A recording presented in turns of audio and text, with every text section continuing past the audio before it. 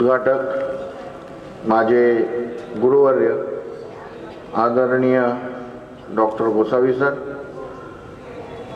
त्यांच्याबरोबर आलेले माजी प्राचार्य शिंपी सर, माझे सहकारी माजी प्राचार्य पंडितराव शेवाळे सर, महाविद्यालयाचे प्राचार्य जगदाळे,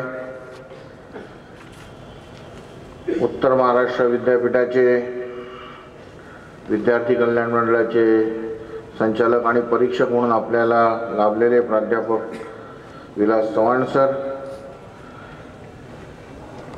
ज्या महाविद्यालयाचा मी माजी विद्यार्थी आहे HPT महाविद्यालय, याचे हिंदी विभागाचे प्रमुख डॉक्टर दुदुले, प्राचार्य मनोरमा कांबळे, प्राचार्य एसा खजर, कार्यक्रमासाठी उपस्थित असलेले मंचावरील सर्व ज्येष्ठ श्रेष्ठ प्राध्यापक वर्ग, शिक्षक वर्ग, बाहेरून आलेले सर्व स्पर्धक मित्र, त्यांच्यावर आलेले त्यांचे प्राध्यापक, संघनायक आणि विद्यार्थी बंधू भगिनींनो, खरं तर सरांच्या भाषणानंतर मी या ठिकाणी काही बोलणं फारसं काही उचित होणार नाही. मी दोनच गोष्टींचा उल्लेख या ठिकाणी करीन की ज्याचा उल्लेख करायला सर कदाचित सर विसरले एका गोष्टीचा उल्लेख करायला. सरांबद्दल खूप आदर वाटतो, त्या दोन गोष्टी मी आपल्याला सांगेन. पहिली गोष्ट म्हणजे सर, आपण हे विसरलात की मी देखील आपल्याच संस्थेचा विद्यार्थी आहे. माझ्या दोन्ही म्हणजे दोन्ही माझ्या ग्रॅज्युएशन आपल्याच संस्थेमध्ये झालेले आहे. आणि महत्त्वाची गोष्ट म्हणजे अशी की मी आमच्या सगळ्या जेवढे प्राचार्य आहेत त्यांना प्रत्येक वेळा मीटिंगमध्ये असं सांगत असतो की प्राचार्य कसा असावा याचं मी पाहिलेलं सगळ्यात चांगलं जर उदाहरण असेल तर गोसावी सर आहेत.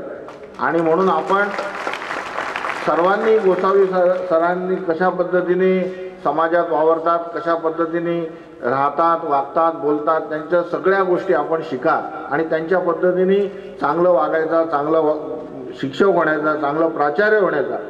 आणि त्यांनी जे सांगितलं की जी त्यांनी 6 लक्षणं सांगितली परमेश्वराची, त्यातली काही लक्षणं त्यांना लागू होतात किंवा सगळेच लक्षणं लागू होतात असं मी म्हटलं तर काही वावगं होणार नाही. तर ते आमच्या प्राचार्यांनी देखील त्या पद्धतीने त्याचं ॲडॉप्शन करावं अशी माझी प्राचार्यांना सूचना आहे. आणि ते करणं काही खूप अवघड आहे अशातला भाग नाही आहे. व्यासंगता जी सरांमध्ये ती कदाचित आपल्यामध्ये येईल का नाही मला सांगता येणार नाही, पण वरचा एक्सपिरियन्स तरी आपल्याला आणायला काही हरकत नाही. तो जरी प्रयत्न आपण केला तरी खूप चांगलं होईल. आणि दुसरी एक महत्त्वाची गोष्ट मी आपल्याला जी सांगू इच्छितो ती अशी की आज जर आपण बघितलं तर शिक्षणाचं सगळीकडे व्यावसायीकरण होत चाललेलं आहे. गोखले एज्युकेशन सोसायटी जे कॉलेज ऑफ मॅनेजमेंट चालवत आहे, माझ्या माहितीप्रमाणे त्या कॉलेजला 60 वर्ष तर निश्चित झालेले आहेत. परंतु अजून सुद्धा त्या ठिकाणी व्यावसायीकरण काही झालेलं नाही. मात्र नंतर काही महाविद्यालय, आता मी कोणाचं नाव घेणार नाही, पण अनेक शिक्षण महर्षी झाले, शिक्षण तज्ज्ञ झाले, त्यांनी अनेक शिक्षण संस्था काढल्या मोठ्या मोठ्या. आणि मॅनेजमेंटच्या ॲडमिशन करता म्हणजे MBAचे ॲडमिशन करता 50-50 लाख रुपयापर्यंत डोनेशन घेतली जाते. गोखले एज्युकेशन सोसायटीच्या कॉलेजची रेप्युटेशन आणि ते 60 वर्षाची त्यांची तपश्चर्या, कदाचित त्यांना देखील त्या पद्धतीने डोनेशन मिळू शकतील त्यांनी जर डीम युनिव्हर्सिटी केली तर. पण त्या गोष्टीकडे त्यांनी कधी लक्ष दिलं नाही. आपण समाजाकरता हे काम करतोय, आपल्या विभागातल्या विद्यार्थ्यांना पुढे नेण्याकरता, त्यांच्या गरीब विद्यार्थ्यांच्या अपलिफ्टमेंट करता काम करतो. हा दृष्टिकोन कायम डोळ्यासमोर गोखले एज्युकेशन सोसायटीने ठेवलेला आहे. जसा दृष्टिकोन कायम भाऊसाहेबांचा होता तसा दृष्टिकोन या गोखले एज्युकेशन सोसायटीचा राहिलेला आहे.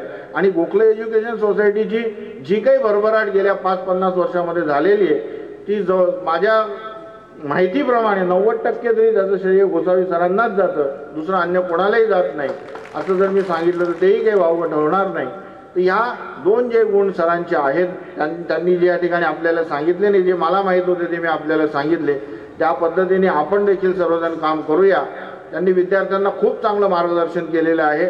विद्यार्थ्यांनी देखील त्यांच्या या विचारांचा निश्चितपणे आमचे विद्यार्थी आणि बाहेरून आलेले सगळे विद्यार्थी आपल्या या विचारांचा बद्दल आपल्या मनामध्ये कुठेतरी जागा निर्माण करतील आणि आपल्या कर्तृत्वामध्ये आपल्या वर्तणुकीमध्ये त्याचा कुठेतरी आम्हाला सर्वांना पुढच्या येणाऱ्या भावी पिढीमध्ये चांगला उपयोग झालेला दिसेल अशी मी एक आशा व्यक्त करतो.